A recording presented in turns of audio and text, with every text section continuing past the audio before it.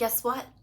This is Law and Order SVU, Season 2, Episode 3, Closure Part 2. If you remember, in Season 1 we had Closure Part 1, we're finally to Closure Part 2. We open up and a 911 operator is getting a call. There's a rape happening right now. She gives a building address, nothing too specific, and then you hear her like yelling at this viciously barking dog. The line gets disconnected and the operator sends out for police. So then we've got Benson and Stabler and they're showing up at the building. The cops are going door to door, knocking, and just then, yep, we got the victim. She's in the shower and she's freaking out when somebody tried to come in. Benson knocks on the door.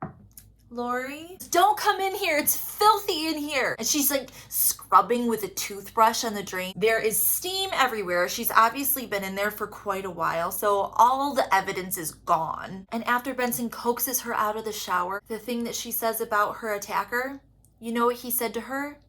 He asked her, "Is this how you like it?" Benson and Stabler know that line. They look at each other. Oh my God, he's at it again. Petite blonde, this neighborhood, we know that MO. Kenneth Cleary. We jump to the precinct and they've got Kenneth Cleary's file open. Cragen's not so sure it's him. Olivia says, "We had Cleary." The victim couldn't identify him at the last second. The most recent victim's name is Lori Thatcher, and Benson's in an interview room with her. On the other side of the mirror, you've got Cragen and Stabler. Olivia is asking all these questions about the case, and Stabler knows this guy's MO so thoroughly that he's answering the questions before the victim does. She says, "He lifted up my shirt over my face so I couldn't see him." Olivia says, "What did he do next?" Stabler says, "He tried to kiss her." "He tried to kiss me." Cragen's like, I get it. He ripped off her necklace. He asked her, "Is this how you like it?" He hit her. He made her shower. We've heard all of this before. But here's something new. She says, when he heard the sirens, he ran. Did you call the police? No, victim didn't. There had to be a witness. Okay, we know that the witness called 911 from a payphone in front of the building. Lori Thatcher's apartment is on the 3rd floor, so nobody down here can see into her apartment. Let's see who can see in from the 3rd floor level. We go up and look out, and there are 2 apartments. One has the goodest boy in the window, this adorable golden retriever. He's not guilty, but it's a dead end because that dog is a service dog because his owner is blind. So she didn't see anything. And the place next door, they're on vacation and have been for weeks. Oh, and the dog, his name is Hank. Hank is a good boy and he wasn't the one barking in the phone call, but there is an aggressive dog down the street at like a newsstand. They get down there and talk to the guy who runs the newsstand, who is a piece of garbage? "Hey, did your dog bark at a woman on a payphone?" "Yeah, he did." "Okay, what did this woman look like?" "She was blonde, 30s, and wearing all black. Oh, and she was wearing a thong." You don't know what her face looks like, but you know she was wearing a thong. He's an ass man, and he's not gonna apologize for it. Takes all types. We're back at the precinct and Cragen is seeing them really pigeonhole Kenneth Cleary, which to his credit, they're not supposed to do. You're supposed to let the clues lead you to the perpetrator, not pick a perpetrator and look for the clues to lead you to him. But guess what? The phone records for that payphone show something interesting. At 12:03, the call to 911 was made. At 12:04, a call was placed to the brownstone owned by Mrs. and Mr. Kenneth Cleary. Benson's practically out the door. Cragen's like, whoa. He knows you guys. If he sees you coming, it's all over. Finn, Munch.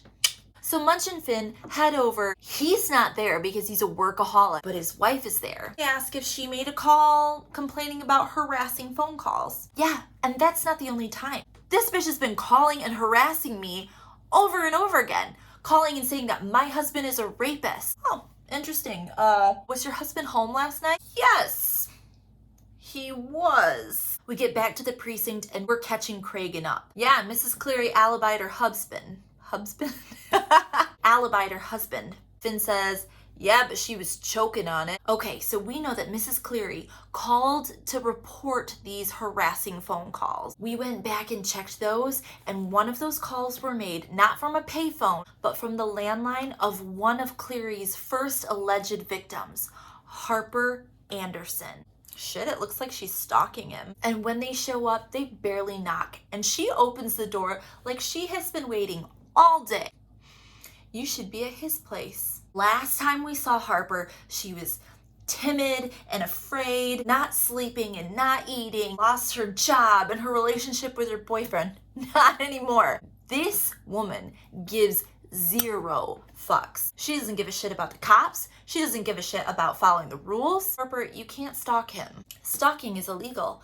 I survey him from a legal distance. The whole time behind her is this huge blown up mugshot of Kenneth Cleary hanging in her kitchen. Benson says, you know, you couldn't identify him. How do you even know he's actually your rapist? Oh, that's the funny thing. I went to the sentencing of his stolen property hearing and he fucking winked at me. Jump back to the precinct and Benson's kind of sticking up for Harper. He isn't doing anything illegal. The system did fucking fail her. Street justice is always bloody. Thanks, Finn. Benson and Stabler, you go down to Kenneth Cleary's house and let him know that we're onto him. They get down there only to find papers lining the street. Not just any paper, Kenneth Cleary's mugshot, and it says rapist really big on it, and Harper is stapling them down the street in front of their brownstone. Mrs. Cleary is fighting her and trying to get the papers and the stapler away from her, and Harper does not give a shit. And up pulls Kenneth Cleary in an I have a tiny penis mobile. He smirks and asks Benson Stabler how long he's gonna have to deal with this bitch who hasn't taken her lithium because she's clearly damaged. She takes a pipe out of the garbage, goes up and just smashes the shit out of his windshield. And Olivia's like, don't make me cuff you. And still controlled. Harper says, yeah, that's great. Arrest me, not the rapist. We jump to ADA Alex Cabot's office. We need probable cause. We need to pick up where Harper left off. And Cragen's like, sounds good to me. And since Cabot's his BFF, he's like, hey, are you in? She's like, you know I'm gonna fight off all the lawyers. Bingo, hands in. 1, 2, 3, go team. So they're gonna turn up the heat a little bit. What do? They go to Cleary's job. That's right. Now, he hasn't been charged with anything, so they can't say that he's a rapist. They go into his boss and say, hey, we're just investigating a serial rapist. What can you tell us about Kenneth Cleary? The boss is like, is he a rapist? Is he a hard worker? Oh yeah, he works late, and guess what? He spends half his time at a branch in Philadelphia. They get all his damn travel records, and Cleary is pissed. Stabler's outside of his job eating some hot-ass sandwich in the front seat, and Cleary approaches him. You just had to talk to my boss, didn't you? From one hungry man to another, is there anything better than gorging on a fresh-cut meal? He goes to walk away and Stabler grabs his tie, pulls him back in and makes him like headbutt his car. He says, you won't be eating out anymore. It's so hot. We're back at the precinct and Munch is checking his travel dates. Guess what? There were 3 rapes in Philadelphia that all match the timeline of when Cleary was there. And life is about to get a lot shittier for Kenneth Cleary. That night he's taking out a bag of garbage. Who's sitting in a car in the dark across the street? Oh, it's Finn. And he waves his little badge. Next day, Munch and Finn are there. Cleary just approaches them. Are you guys trying to make me crazy? And who the fuck are you? Finn's back at it with the one-liners. I'm that knot in the pit of your stomach. Okay, I don't give a fuck.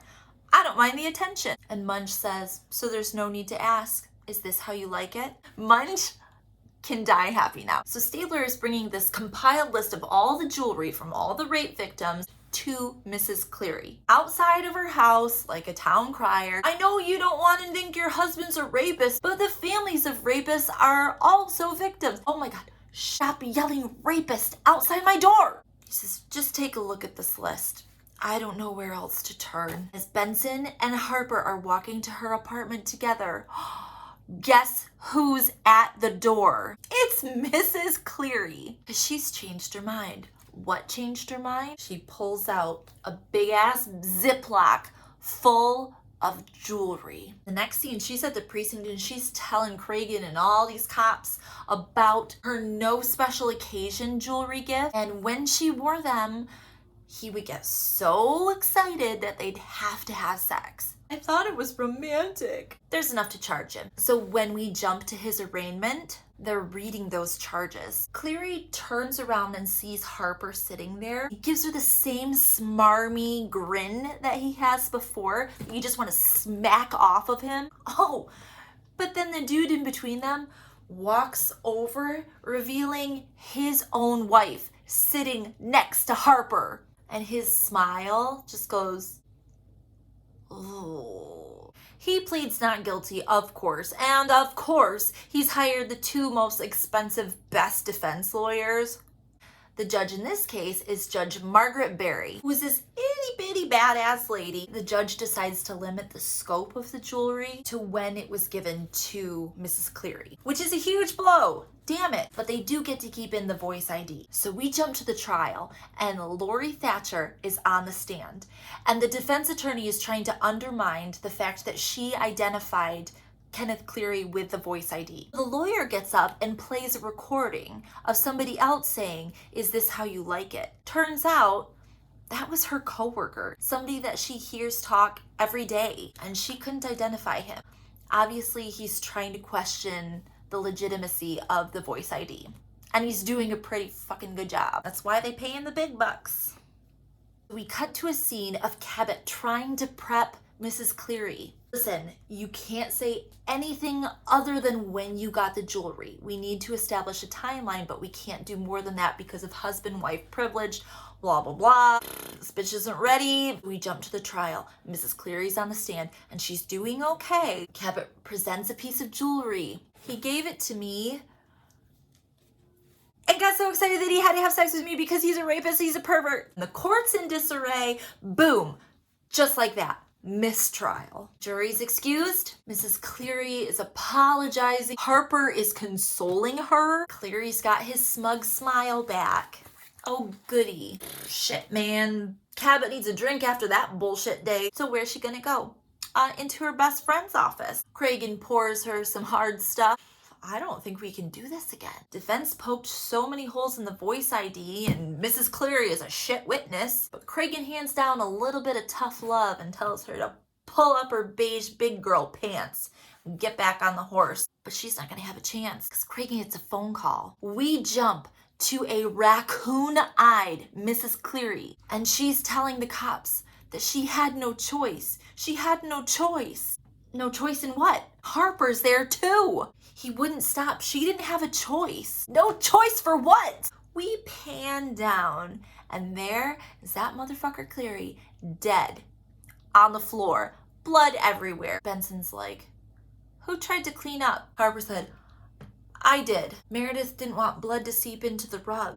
Miss Cleary's name is Meredith? This whole time she's had a first name? 'Cause you know that bleach ruins gun residue evidence. It does? Stapler from the back is like, who shot him? Harper and Meredith look at each other. Who shot him? Meredith says, I did. And Harper smiles. And that was Law & Order SVU Season 2, Episode 3. Jum jum.